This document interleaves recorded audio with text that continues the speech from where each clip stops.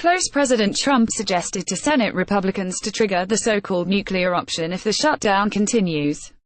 Viewers Maria Mercedes Gallupo at Mariam Gallupo has more.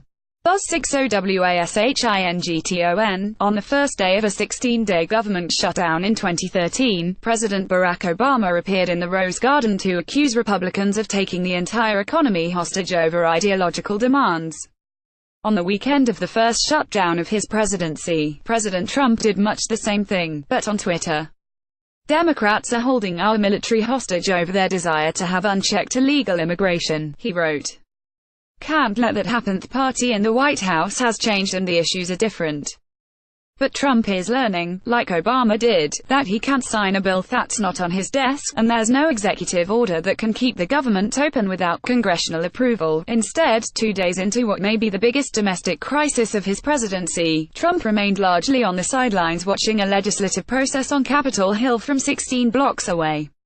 Instead of a weekend victory lap to celebrate the one-year anniversary of his inauguration with friends and supporters, he hasn't been seen publicly since the shutdown started Saturday morning just after midnight.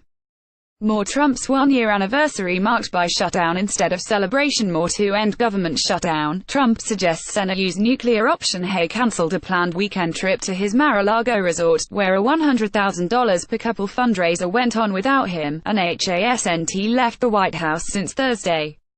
Trump's last public remarks, other than on Twitter, were in a speech to anti-abortion protesters Friday that made no mention of the shutdown. Since then, the only glimpse of the president came in 3 photos taken by an official White House photographer and released by the press office. One showed him at the Resolute desk, wearing a Make America Great Again hat and holding a phone to his ear and looking directly at the camera.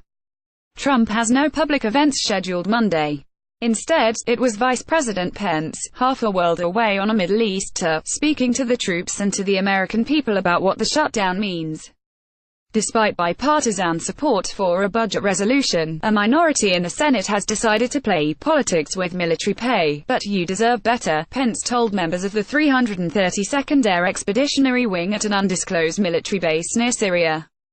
So know this: your president, your vice president, and the American people are not going to put up with it. We're going to demand that they reopen the government. In fact, we're not going to reopen negotiations on illegal immigration until they reopen the government. And give you, our soldiers and your families, the benefits and wages you've earned, he said. It wasn't exactly the approach Trump himself had in mind when he criticized Obama's handling of the shutdown in 2013. You have to get everybody in a room. You have to be a leader. The president has to lead, Trump told Fox News during the 2013 shutdown. President Obama, he said, has never been a dealmaker. More Trump's had some very different views on government shutdowns over the years. Trump came to office without political experience but with a decades-long career in real estate. His governing treatise was encapsulated in his 1987 book, The Art of the Deal. White House aides insisted Sunday he was dealing behind the scenes. The president is engaged in finding out what are the impacts of this, White House Legislative Director Mark Short told NBC's Meet the Press. He's been on the phone and trying to find a resolution to it. He had members that were to the White House just a week ago in a bipartisan, bicameral fashion to try to get past this impasse. In one tweet Sunday, Trump suggested that Senate Majority Leader Mitch McConnell invoke the so-called nuclear option, changing the rules of the Senate in order to bypass a filibuster by Minority Leader Chuck Schumer. But even McConnell's office suggested that Trump's advice wasn't helpful. On Sunday, Trump spoke to House Majority Leader Kevin McCarthy and Senate Majority Whip John Cornyn, both Republicans. Chief of Staff John Kelly and Legislative Director Mark Short made phone calls to other lawmakers, White House Press Secretary Sarah Huckabee Sanders said. McConnell rescheduled a procedural vote for noon Monday, after the Senate adjourned Sunday night without a breakthrough. More Senate adjourns without deal to end shutdown Monday. Vote scheduled. Republican senators, in their own way, seemed to urge Trump to stay out of the way and let the Senate work out a deal. A bill to keep the government open, though Feb. 16 has already passed in the House, but is being blocked by Senate Democrats who want it to include some provision giving legal status of undocumented immigrants who entered the United States illegally as children. The Senate is an institution of its own, and I think we should proceed based on what we believe is the best route forward, said Sen.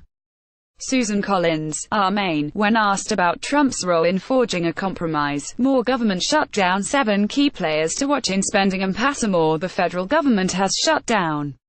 What's open, what's closed, what's different? Someone's got to lead, and I think the Senate is the perfect body to do that, said Sen.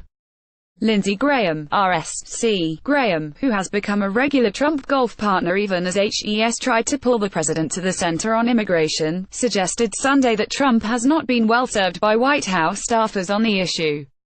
He singled out Stephen Miller, the hardline domestic policy advisor who's been a leading voice for reducing both legal and illegal immigration.